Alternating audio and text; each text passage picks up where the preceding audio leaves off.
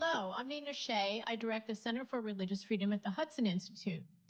And we are discussing today China's transnational repression against Americans' First Amendment freedoms. Transnational repression is an intrusion of sovereignty. It is also a human rights crime. And when it happens on American soils against American citizens and American residents, it is a constitutional violation of freedoms of religion and speech. For several decades, the Chinese Communist Party has been working to curtail these freedoms here in the United States. Its purpose is to silence criticism and dissent, and also to control the ideological narrative in its own favor. And it's doing it around the world. There were recent articles about Canada and the UK where this is happening, also Australia. But today's experts are going to be discussing how it is affecting those of us in the United States. And those targeted include American citizens and American-based members of China's religious minorities, Falun Gong, the Tibetan Buddhists, the Uyghur Muslims, the Chinese Christians. It is also affecting and targeting critics and dissidents from Hong Kong and other dissent groups, whether it's on COVID or on Tiananmen Square is a prominent example. And it is targeting officials and political officials and major cultural institutions and figures. So, for example, Hollywood, sports teams, the artists, students, and think tankers. And I was very surprised to find out last week that I was myself a target of an attack, a hacking attack by Chinese state-backed hackers who hacked the Microsoft servers, these super secure servers around the world. And they drilled down into the Hudson Institute and accessed my own email accounts. And I was singled out in Hudson. And really what this tells me is that the Chinese Communist Party is as concerned and worried about America's free speech and religious freedom as it is about a trade and defense policy. So there are many various tactics that the Chinese Communist Party uses to suppress these freedoms here in the United States. And this is talking, again, about free speech and religious freedom. We're not going to get into other crimes like tech theft or intellectual property theft or just general spying. We're going to be quite specific. And these include a whole roster of tactics like police stations, physical assaults, campus Confucius institutes, coerced repatriation, pressure on families back in China, bribes to government agencies, disinformation campaigns that are intended to ruin the reputations of politicians, canceling speakers on at various venues and colleges, and then social media manipulation as well. And to discuss these, and to discuss these tactics, these issues, and the U.S. policy response, I have joining me, and I'd like to welcome a very distinguished panel of experts. On my left, we have Levi Browde, who's the National Executive Director of the Falun Dafa Center. On Zoom, we have Ian Oxnevad, who is with the National Association of Scholars. He's a Senior Fellow of Foreign Affairs and Security. Immediately to my left is Olivia Enos, Washington Director of the Committee for Freedom in Hong Kong Foundation. And then on the far end is Ying Chen, who's the conductor at the world-renowned Shen Yun Performing Arts. So welcome. Thank you. Levi, I'd like to start with you. Falun Gong has been one of the prime targets of this kind of repression. It's a spiritual group that originated in China in the 1990s based on very traditional practices and values. And many of the practitioners are now here in the United States. Tell us what their experience has been. Sure. So as you mentioned, I mean, in the 90s, Falun Gong was first introduced. It was very popular, 100 million people practicing. But at the end of the 90s, 1999, the communist leader ordered that the practice be stamped out, eliminated. And so for the last 24 years, we've been dealing with not only horrific persecution in China, but a lot of transnational repression. And that really goes back more than 2 decades. I think what's interesting is if you look at just the last few months, both in April and May, there were 2, 3 actually very high-profile arrests by the FBI. 2 individuals in April were arrested essentially for operating these undercover police stations at the behest of the Public Security Bureau in China. They had no permission to do this. Our officials didn't even know they were doing it. This was in New York. In New York, and actually other cities around the US and around the world, they were started to find these police stations being run. Now, they were doing it under the guise of sort of helping the Chinese diaspora with their sort of acclimating to the countries they were living in. But in reality, they were acting as covert operations to target dissident voices in this country and in other countries. And so they were arrested, these 2 individuals. And if you look at the indictment, the types of activities they were engaged in, I'll give you just a couple of examples. One was they were paying Chinese people from different parts of the United States to bus them into Washington, D.C. to do a counter-protest against Falun Gong and silence the Falun Gong voices. Another thing the indictment mentions is they were asking them to get negative articles against Falun Gong in the press here in the United States. So these are the kinds of activities, and they were going after other groups too. It wasn't just Falun Gong. These police stations were really targeting Hong Kongers, they were targeting Uyghurs, everybody. Fast forward 1 month, which back in May of this year, 2 additional individuals were again arrested by the FBI. And in this case, what they were trying to do is bribe US officials, or what they thought US officials were US officials, it turned out to be undercover FBI agents, in order to, in their words, topple Falun Gong. And they have, it's amazing, they have transcripts of their phone calls about how they're getting money from Tianjin, China, and their people in China so they can bribe these officials so they can go after Falun Gong in the United States.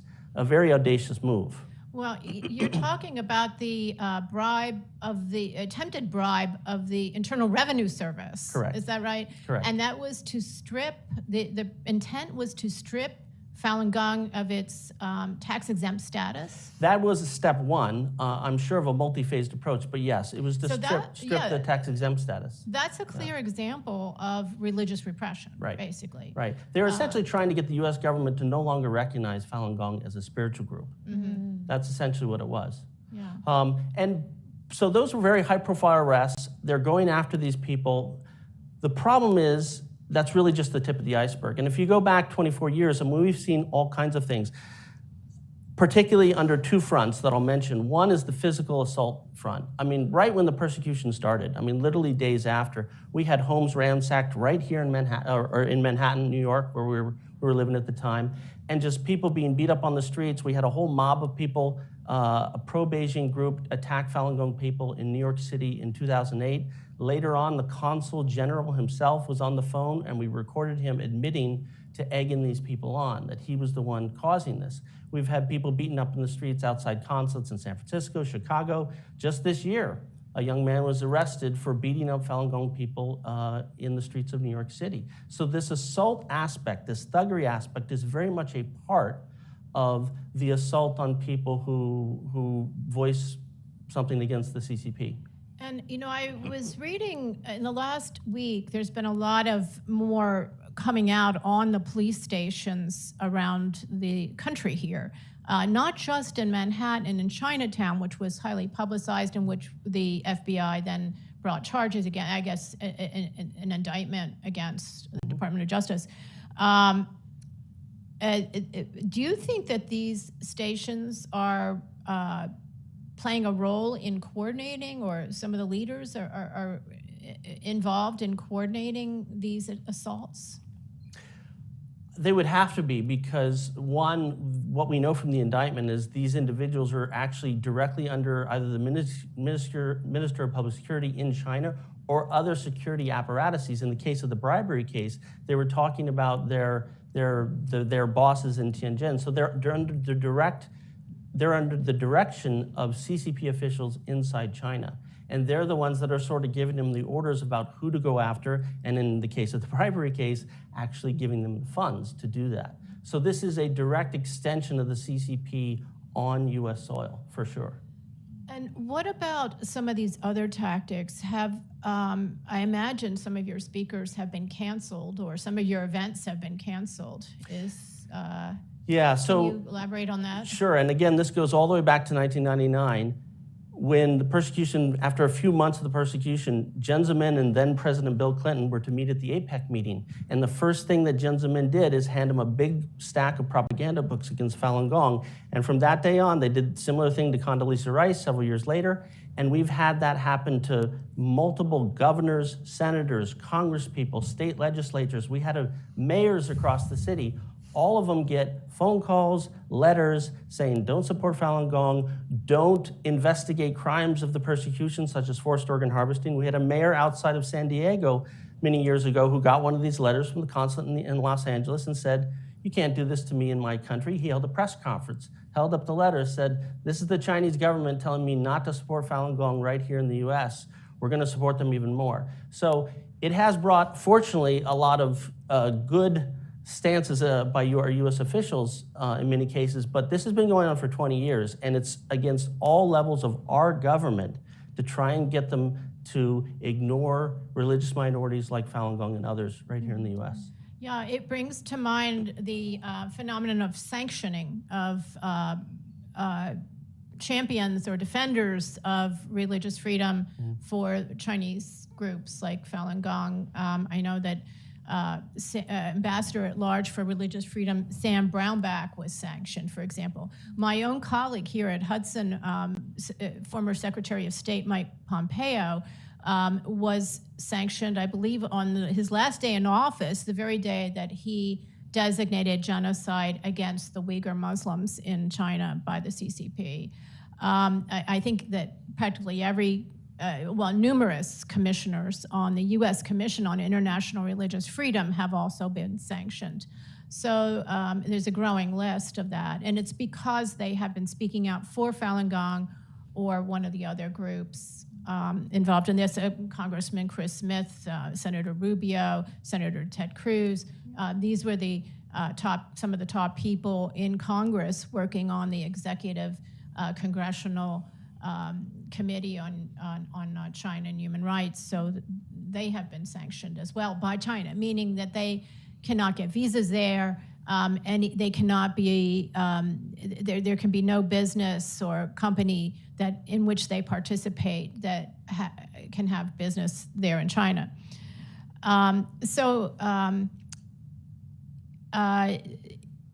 Ian, yeah, did you want to add I just want to something? mention, and those tactics aren't ad hoc at all. If you go and you look, we have a lot of leaked documents that have come out from the CCP over the years, some of which are speeches by high-level Chinese officials. And in particular, a speech in 2015 from who was then the head of the security apparatus, says very directly about how to go after groups like Falun Gong in the US. And one of the things they say is strike and divide them from their own officials and people here in the West that would support them. So these tactics are not by accident. They are mandated largely by CCP officials in China. Mm-hmm. Yeah. Ian, you have done a lot of work, and the National Association of Scholars has done tremendous work in reporting on attacks by the CCP, or orchestrated or led by or encouraged by the CCP on American college campuses. Can you tell us your findings, your main findings from your report? It's an extensive report, and you've had several reports, so feel free to give the greatest hits. Sure, there's plenty. So this project began few years ago, and our first report came out in 2017, when we actually started documenting Confucius Institutes and what they are. And that was followed up by a follow-up report on how Confucius Institutes didn't really close so much as rebrand. After that, now we're currently working on two current projects. One relates to Confucius classrooms, which are Confucius Institutes at the K-12 level, as well as bilateral ad hoc science programs that are building between Chinese universities. Many of them have ties to the Chinese military and their US counterparts. So this has been a multi-phased project in which we're looking at China and Confucius Institutes. So Confucius Institutes are, for those who don't know, they're essentially Chinese language centers that were and are underwritten by the Chinese government. They're housed in foreign universities and colleges, but they're basically essentially run by China. Originally, this was done through the Hanban, which was the Chinese Ministry of Education's Office of Chinese Language International. That was later rebranded, but before it rebranded, and it oversaw 500 Confucius classrooms at the K-12 level. We're currently documenting a more exact number of that. After a significant amount of public backlash, Hanban was rebranded as the Ministry of Education Center for Language and Culture Exchange, and its own offshoot specifically devoted to Confucius Institutes. Now, this rebranding was done to backlash, but the problem still exists. And Confucius Institutes were a problem, we found out, simply put, because they're propaganda centers. In 2009, China openly admitted this. Li Changchun, who is the head of the propaganda arm for the Chinese Communist Party, called CIs an important part of China's overseas propaganda setup. They made, this is completely transparent. Now, we actually found four main problems in our first report in terms of how Confucius Institutes erode, educational sovereignty and constitutional protections in the U.S. The first was the erosion of intellectual freedom. Confucius Institutes have to adhere to Chinese legal standards of speech codes and propaganda standards. This obviously flies in the face of the First Amendment. And it's also an erosion of educational sovereignty. But for example, things like the Falun Gong, it's a taboo topic, the Tiananmen Square massacre, discussions of religious minorities, treatment of the Uyghurs, Taiwan, democracy groups in Hong Kong, all of those were considered taboo topics. And this was a big issue that we found out in the sense that you had a number of Chinese dissidents as well who were supposedly monitored through the Confucius Institute apparatus. We found a problem of transparency. Contracts between China and US universities were often unknown to the public. Oftentimes the conditions of contracts were revealed after they had been signed. We also saw the issue of entanglement in the sense that if Confucius Institutes offered China basically a base within a number of American universities by which to conduct a whole host of operations, everything from soft power, which was the other big issue that we discovered in the sense that these are propaganda machines, but also, more nefariously, potentially, that offers China a base to conduct other things, whether it's the extraction of dual-use technologies, the theft of intellectual property. At Western Kentucky University, a professor who had gone to China from Western Kentucky had a flash drive that had been manipulated. And it was actually found out that if she had plugged that in when she had returned home, it would have corrupted the entire school's cyber system. So those were the big areas that we found. At their height, there were 118 of these institutes. There's currently only 9 left. And when you look at universities that have them, in colleges, the number is significantly smaller. Many were shut down as the result of backlash. Others were simply spun off into nonprofits or either independent of their university hosts. Others were simply absorbed by the universities themselves and are run independently.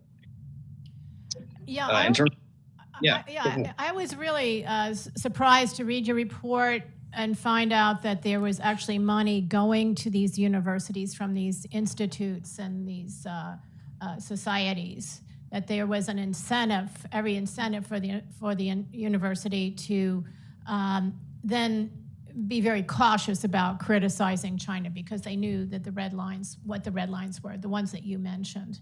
I know that I think it was North Carolina State University canceled the Dalai Lama after some pressure. I know GW, George Washington University, actually had a good outcome, but initially the president was asked to cancel a poster of political protest posters during COVID against the CCP, and a group of Chinese students came up and said, take them down, that this is hate speech, a form of hate speech against Asian Americans. And the president, the administration immediately took them down. When they were pointed out, when it was pointed out to them, though, to their credit, that these were actually political protests, legitimate political protests, the president of GW allowed them to come back up. But how prevalent is that? What did the universities get out of these associations, apart from some kind of money that we're really not sure what the amount is because there's no transparency? Yeah, so in terms of dollar amounts, it varied. Oftentimes it was around 100,000, and that may not seem like very much, but when you add in other aspects, like in one case there was an entire building that was constructed devoted to the Confucius Institute, it's considerable. Now the universities, from their standpoint, because a lot of countries have programs like this, but they're not designed for political warfare, which is a concept that the U.S. doesn't really understand in the West, really, although it's a centerpiece of the Chinese Communist Party. The universities get prestige, international prestige, and they get funding. So if you're a small college, and these things are all over the place, if you're a small college in the Midwest, you don't have a lot of international ties, the Chinese Communist Party comes in, offers you a free language program, that gives you international prestige. It also gives you a program to offer that doesn't have any upfront costs from you necessarily. And the teachers in the Confucius Institutes were from China, and they were handpicked by China. These are not locally trained American professors who happen to be Mandarin speakers. These are picked by the government and sent over. So, and this was happening very prevalently across all of them. So, yeah. And did they organize the students to go after other students? I'm aware that, for example, in Purdue University, there was a grad student a couple years ago who had a social media post sympathetic to the victims of Tiananmen Square on its anniversary, and other students denounced him not only to his face or to his account, social media account, but also to the CCP back home, or the Ministry of Public Security back home, which then visited his family. And the president of Purdue at the time, Mitch Daniels, wrote that this is not acceptable, and any kind of encroachment or infringement of freedom of speech on a part of from one student against another, or a group of students in that case against another, was absolutely unacceptable. Everybody had free speech in the university community. Again, another good positive example. But do you have any sense of whether they enlist students to enforce their red lines against other students or teachers?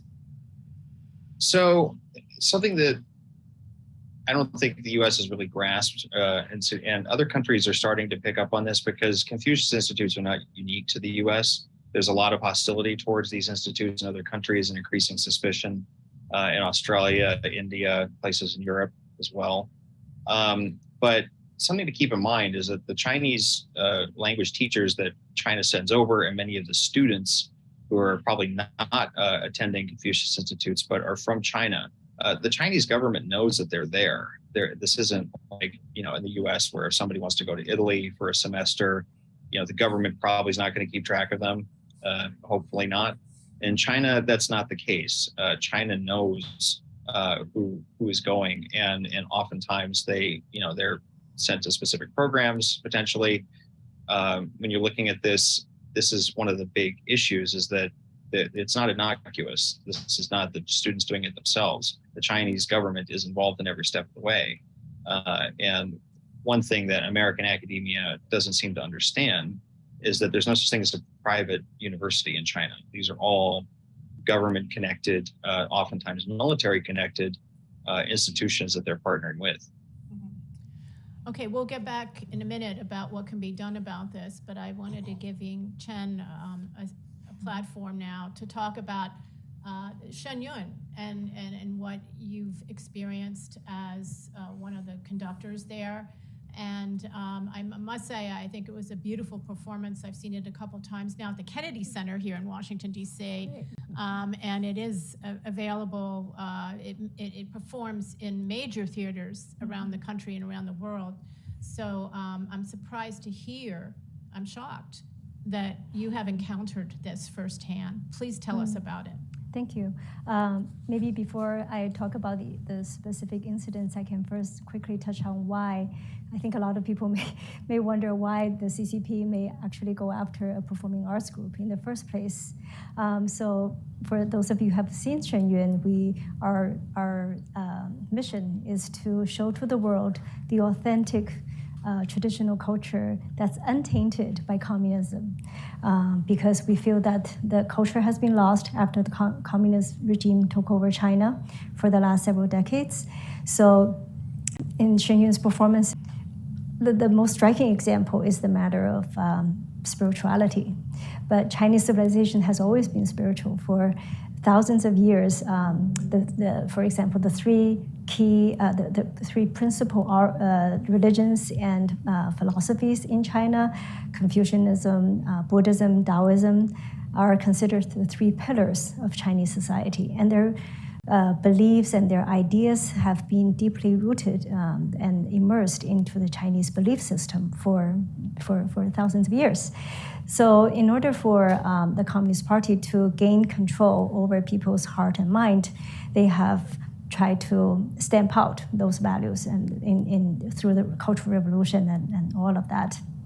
And arts, therefore, of course, have been heavily censored in China. But here, Shen Yun Performing Arts was created in New York, and we have refused to be subjugated by the CCP, because the whole point of creating this company was so that we can really show people China's authentic culture without the communist influence, right? So in our performances, we would include stories about, for example, based on the classic novel Journey to the West, but we would underline the spiritual theme. We bring out the spiritual theme that's underlying instead of just the superficial antics, because that whole journey is really a metaphor for a spiritual path.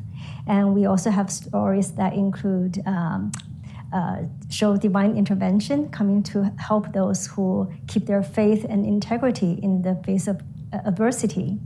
And we certainly expose some of the human rights crimes that the CCP is still perpetrating today as we speak. None of this that you've described is acceptable at all to the CCP. Of course. Yes, the values, the traditions, all must be cast aside. Exactly. For CCP, for Chinese communist ideology and values. Right. That's actually part of the Sinicization program against religion of the Chinese Communist Party. Right. So obviously, you can see why they are hostile towards Shen Yun, and because now, especially with Shen Yun's enormous impact and growth, now we have 8 companies touring around the world, reaching over 1 million people each year. So that only heightens CCP's fear and hatred toward us. So as a result, as you can imagine, for the last, over the years, they have pulled all kinds of tactics to stop us from performing. One example is they've tried to actually tamper with Shen Yun's vehicles. One example is in Ottawa 2010, one of our bus drivers discovered a strange mark on the front tire of the dancer's bus. And the bus service personnel told us later on that the slashes were definitely made by a blade. And it was done in a way that the tire would not go flat right away, but once the bus is running and gets heated and expands, it would burst. And so given that it's dangerous, of course, tire slashing of a bus. Yeah, it's a front tire, dancers. so the bus would lose control, and with 40-some people on board. And also, probably not a coincidence, 3 days after that, another bus, the tire of another Shen Yun bus actually burst while traveling.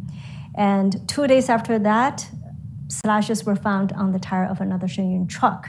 So since then, we actually have to had all of our buses and trucks watched around the clock everywhere we go, every year when we tour. Can you imagine that? It's so of course, and we always have to be careful because we could be watched, and we ask all the members to just try to stay together to make sure everybody's safety. And another thing that they've also done very commonly is to just about every theater that we performed in have received calls, letters, like I mentioned, calls, letters, sometimes visits, emails by the Chinese consulate or embassy nearby, slandering us and pressuring them to cancel our performance or not let us perform there. In Arkansas, in Little Rock, Arkansas, for example, the Hudson Center Music Hall received a 13-page letter from the Houston Chinese consulate asking them to deny Shen Yun's application to perform there. And the theater manager, of course, said, you have no right to tell me what to do here, and he submitted the letter to the FBI. And in Little Rock. In Little Rock, Arkansas, yeah. So this is very prevalent. We're not just talking about New York or Los Angeles. It's very prevalent. They can strike anywhere. Yeah. And Levi, feel free to jump in on this, but I also met a woman and a dancer whose mother was actually jailed back in China after he started dancing. And so you're facing that kind of pressure as well. Absolutely. I myself have family members who were persecuted, who experienced persecution. My parents, they were both members of the Central Philharmonic Orchestra. And they were in their 70s, and they were thrown into detention centers just because of their faith. For my mom, twice. And my brother was thrown into a labor camp for 18 months and endured torture, and thankfully he survived there. And just another one of our principal dancers, Stephen Wang, his mother was just sentenced to 4 years in prison. And she is already 69 years old. And so she's in China and he is here, part exactly. of the dancing troupe of Shen Yun. Yes, and she was arrested 11 times prior to this and spent about 8 years in various detention facilities because of her faith. And many of our members, that have family in China, they're getting regular visits from the security, the national security group, pressuring them and saying that, oh, we know your daughter is performing with Shen Yun, you better ask her to stop. Well, it's been 24 years since the president of China vowed to eradicate Falun Gong, and they're still around. Yeah. And I know they established an infrastructure, the 610 offices at every level of the bureaucracy, and both in the government and the party, to make sure that happened, and it hasn't happened. So because they keep trying. Because what they try to stamp out, like I mentioned earlier, is to control people's mind and heart. But we are, if you have faith and you have integrity, and you don't want to be subjected to that, then we're continue to thrive, I think. I just wanted to add, where the Shen Yun Performing Arts trains is upstate New York, and it's a 400-acre campus that has both Shen Yun, it's got an academy and a college, it's got Buddhist temples, and that site, as you can imagine, has been the target of constant surveillance, low-flying airplanes, drones. We had, in the early days, we had consulate vehicles with consulate license plates driving up to the campus, taking pictures of everybody, intimidating people. For a while, there was even a high-definition camera pointing at the exits and entrances to this campus with the intent of getting pictures of whoever's going in and out, because whoever is, that picture can then be sent back to China and get that person's family in trouble. So that campus where Shen Yun rehearses is very much a target for the same type of tactics. Yeah. So, Olivia, turning to you, what can you add to this discussion at this point? Yeah, well, I mean, I think there can be no doubt that Hong Kongers are being increasingly targeted by the Chinese Communist Party and even by their own government, the Hong Kong government. In early July, at the anniversary, the 3rd year anniversary of the National Security Law, the law that essentially eliminated all forms of civil and political liberties in the city-state, the chief executive, John Lee, and his Hong Kong cronies issued a bounty on the heads of 8 Hong Kongers. 3 of those 8 individuals are based here in the US. The other 3 are based in the UK, and the other 2 are in Australia. What was the price? It was high. Hong Kong $1 million, which in US dollars is about $128,000 per person. And so this is a blatant application of the national security law in an extraterritorial way. Each of these individuals is accused of so-called colluding with foreign forces. And I want to be abundantly clear about what colluding with foreign forces means. It's something as simple as a Hong Konger coming and meeting with you or I, any of us here, maybe going and briefing a member of Congress or speaking or giving a media interview. These are simple things that are considered fundamental freedoms, basic rights in any other context, and yet they're being criminalized by the Hong Kong government. And I think that it's becoming increasingly difficult for us to discern between the Chinese Communist Party itself and Hong Kong authorities. It used to be very, very different. Now I think it's basically the same, and it demonstrates just how far Hong Kong has truly fallen from grace. So I think this is a really vivid, up close and personal example of what the Hong Kong government is doing now to transnationally repress overseas activists who are standing on the side of freedom. But there are other forms that are truly horrifying, forms of intimidation and spying that my own colleague at the Committee for Freedom in Hong Kong Foundation, Frances Hui, has experienced herself. When she was in college, she organized a protest in support of the 2019 pro-democracy protest. College here in the United States. This is a college here in the US in Boston. And she organized this protest, and ahead of the protest, she received messages from a Chinese American individual saying, "We will bring guns to this protest," threatening her very life for organizing this protest. And then subsequently, this gentleman, along with several other Chinese Americans, organized a counter-protest and used it as an opportunity, as you were mentioning, to surveil and to take note of who's participating, who's not, how can we intimidate their families back home. One of the gentlemen who was involved in this was actually indicted by the DOJ for his targeting of Hong Kongers and of Chinese individuals in the US in general. So it was good to see a positive response to that, but there are still individuals like the one threatening to use the guns against my colleague who have not seen justice. So it was a shadow war that our officials aren't really alert to, and our university officials are not alert to what Ian has just said. And this is happening to college students, right?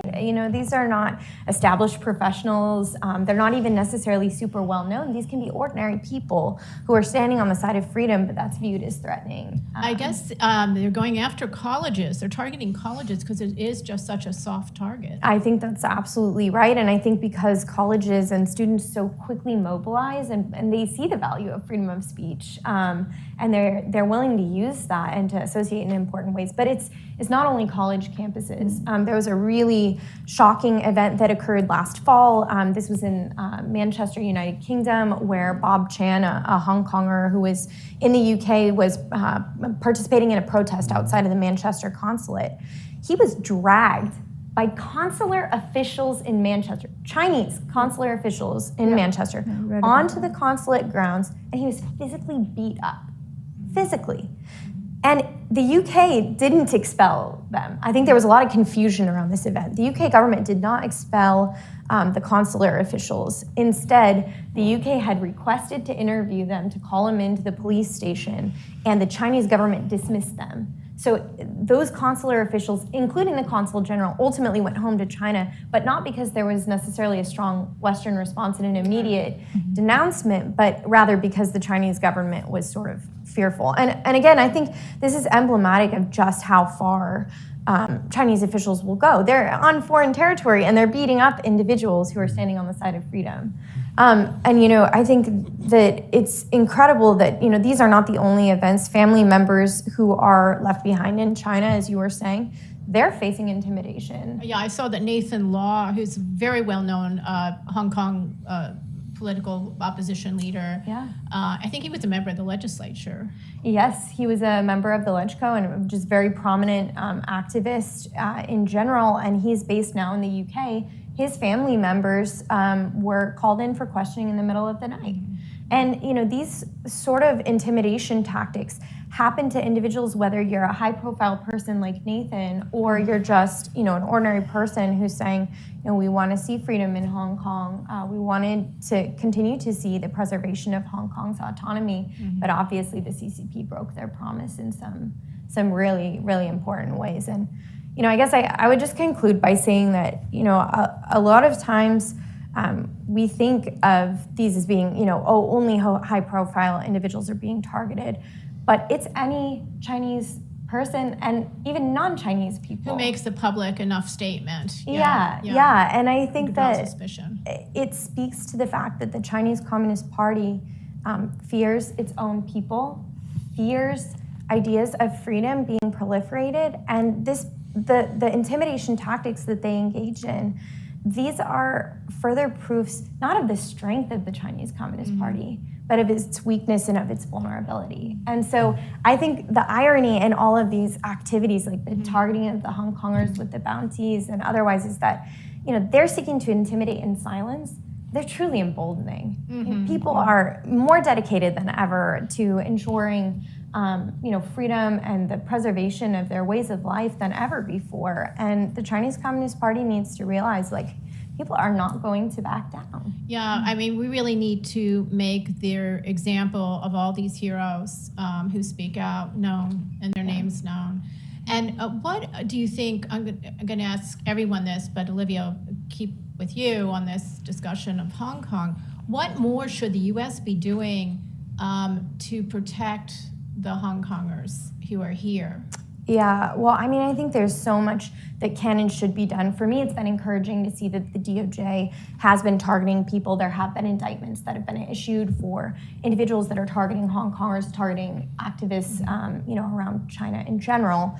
And I think we, not just the US, but the UK, other Asian allies like Japan and Korea, Australia, and elsewhere, those who value freedom need to say, we're going to use our legal and judicial systems that are fair and just to hold these individuals to account. So I think we need to use the full lengths of our legal and judicial systems in the ways that we can. I also think that we need to offer safe haven to individuals who are fleeing persecution. That's a good point. And when we offer safe haven, we need to be able to offer security guarantees to individuals. If you are being targeted by the Chinese Communist Party, we're going to come to your defense, whether you're here on an asylum claim, you're a refugee, or you're a legal permanent resident or citizen. We're here standing by you to make sure that the perpetrator is held accountable. And I think, some ways that we can do that in the very short term, let's use sanctions to their fullest extent. I think the Ministry of State Security has come up in this conversation, but the United Front Work Department is another one that is constantly... That's the propaganda arm of the Chinese Communist Party. Exactly. They are constantly acting. And to my knowledge, I was looking this up last night, the former head of the United Front Work Department, Yu Quan, he was actually sanctioned for the role that he played in architecting the national security law and overseeing its implementation in Hong Kong.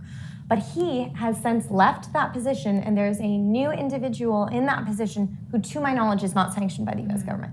That should be remedied. Easy target. Good recommendation. We'll run with that. Easy target right there. And I think anyone who is engaging in severe transnational repression, overseeing it, should be considered for a tranche of sanctions, whether that's under Global Magnitsky or other authorities. Yeah, and I think that a simple démarche might help too in some of these cases. That is, just going to the embassy and the consulate every time, at a high level, going every time that there is an intimidation or harassment. Or spying. I know there's been spying on the National Mall of people who've come from. Actually, it was a Christian family from Xinjiang who came and got political asylum, and they were trailed while walking, pushing a baby carriage on the mall, and photographed. Wow, that's crazy. So yeah. And I just wanted to add one other thing on sanctions. If the U.S. issues sanctions, if any country for that matter issues sanctions against China, we can't let up on them. There's consideration of inviting Hong Kong's chief executive, John Lee, to the APEC summit later this year in November. And he would be on US grounds in San Francisco. He's a sanctioned individual. We can't allow that to happen, especially not after he's targeting individuals here on US soil. So I think we need to stand a firm line when it comes to all of this. Good recommendation. Ian, I'd like to ask you about what you think the U.S. could be doing, or what the campuses could be doing more, or what they've done good, what they could do better. Well, in terms of the campuses, there's really nothing positive to report, unfortunately. In terms of China more generally, I think there needs to be a shift in mindset outside of China, that, especially in the U.S., that China that helped the U.S. win World War II is not represented by the CCP. And there has to be a general thinking shift in terms of what does a CCP-free China look like, and support dissident groups that are working towards that goal. For the universities themselves, there's a number of things that should be done, because the foreign influence on American campuses from authoritarian regimes is actually pretty considerable. And we've found that governments in the Middle East, Iran, Saudi Arabia, they have a significant presence on campus as well. Russia, believe it or not, has U.S. universities have helped them develop cyber capacity over the past few years, and lead up to the war in Ukraine, when sanctions actually started to take effect there. So from the university standpoint, the legal regime in the U.S. has to change in order to dissuade American universities from making these relationships in the first place.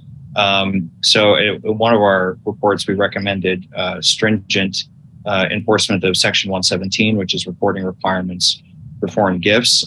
We have since put out follow-up policy recommendations that go farther than this. One is the idea of ratio funding, which is this basic idea that for every foreign dollar from any source that an American university obtains, that's one less tax dollar for which it is eligible, and this would include foreign tuition. And that would actually create, basically change the game for American universities in terms of how much they are willing to accept money from outside. No, that's a great idea. Beyond that, changing the Foreign Agent Registration Act to close educational loopholes is an absolute must, because education, research, and artistic loopholes exist in FARA, and these are the same loopholes that exist for universities. Other powers have interest in our fundamental research, because we do develop high technology, pharmaceuticals, everything of scientific nature that has a dual use purpose for either commerce or defense. And at the same time, whoever graduates our universities are ultimately probably going to become policymakers at some point. So do you really want the CCP having a presence in classrooms, shaping the views of future policymakers? Probably not. We wouldn't have wanted that with the Soviet Union. We certainly wouldn't have wanted that with Nazi Germany. So why are we doing that with the CCP? That's a good question. So those are two things that we have suggested. Another is taxing endowments that have aspects of foreign investment tied to authoritarian regimes. We've also floated that idea as well. Yeah, the CCP has been very clever at using our own cultural arguments against us, and that's a conversation for another day, and we'll get to that. But if there is any type of a pushback to the CCP's encroachment on campuses, I've noticed there's a quick response of hate speech. That this is anti-Asian hate that's causing the pushback to the CCP aggression or point of view that's being promoted. So we have to be aware of that as well, that they understand how we think in a way, or what our national dialogue is, and will try to manipulate that to their own advantage. Well, that's of course part of it, and one of the comebacks to that is, if it's really anti-Chinese, how come there are no protests against Taiwan at the same time? It seems to be only the one China that's run by the CCP that's actually being criticized, not the Chinese people, not the Chinese culture. And again, this has to be differentiated. The Soviet Union was not necessarily the same as Russia. The Nazis did not necessarily represent Germany. The CCP has no right to represent China either. Very good. Some good ideas there. Levi and Ying, I'll give you the last word. Go ahead. I would say three quick things. One, we need to be much more aggressive at expelling diplomats. You think about what happened in the case I mentioned in New York City. We caught on tape a Chinese consul general admitting to egging on people to attack Falun Gong in the streets of New York. Nothing happened to him. He was eventually recalled to China, but nothing happened to him. We need to expel those people quickly. Second thing is we need to investigate pro-Beijing groups here in America. Ian mentioned a very good point. There's no such thing as a private university in China. Well, there's no such thing as a pro-Beijing non-governmental organization here in the US. They all have ties to China. The money is flowing. They're getting direction. We really need to investigate those groups vigorously and find out what they're doing, making sure they're registering for FAR or any other requirements that they have. The third thing I would mention is the US government needs to be meeting regularly with people in the United States that are on the front lines of this transnational repression, the people who are being victimized by it, who are seeing it, the Ying Chens of the world, because the tactics and the multifaceted nature of what the CCP is doing right here on US soil is way beyond what honestly the US government is understanding or capable right now. And in order to get up to speed, in order to get ahead of that curve, they need to be speaking to the people who are being targeted, and they'll be much more adept at rising to that challenge. Well, these are all excellent policy recommendations, and I really want to thank our expert panelists. We're out of time right now, but we are going to revisit some of these issues, and we'll be soon holding a discussion, airing a discussion, especially drilling down on campuses. And Ian Oxnevad will be with us then, as well as another expert. So thank you all very much for joining us today. It's a very important discussion. We need to start waking up. Thank you so much.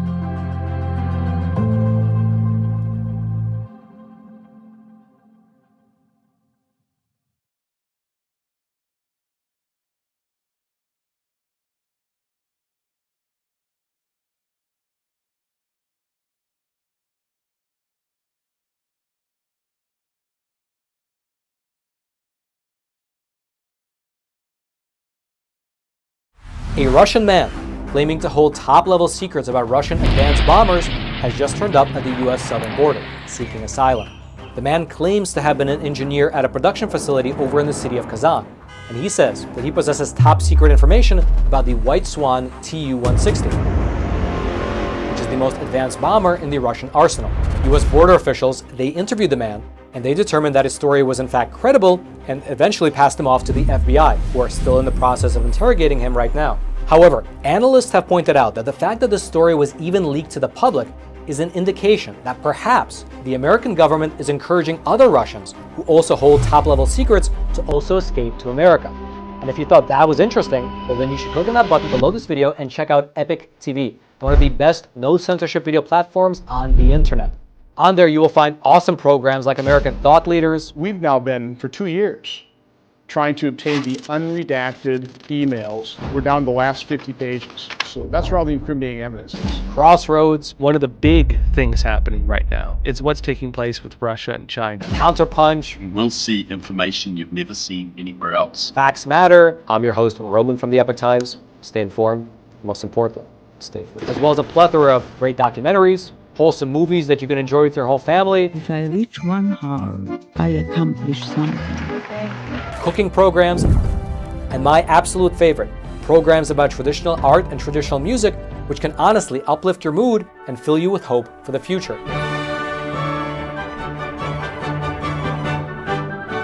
And the best thing about Epic TV, at least in my opinion, is that there's no corporate backing and there's no allegiance to some anti-American agenda. How dare you come to this peaceful community and try to scam these people? What the hell are you talking about? But rather, it's just good, honest, wholesome content that's based in truth and tradition. I saw him. It was incredible. Something that you can actually sit down with your whole family and enjoy, knowing that some ideology is not about to be pushed upon you. And who's fighting it? We're fighting it here at Epoch Times, and we need to keep bringing you the news. And so again, if you'd like to check out Epic TV, just click on that button below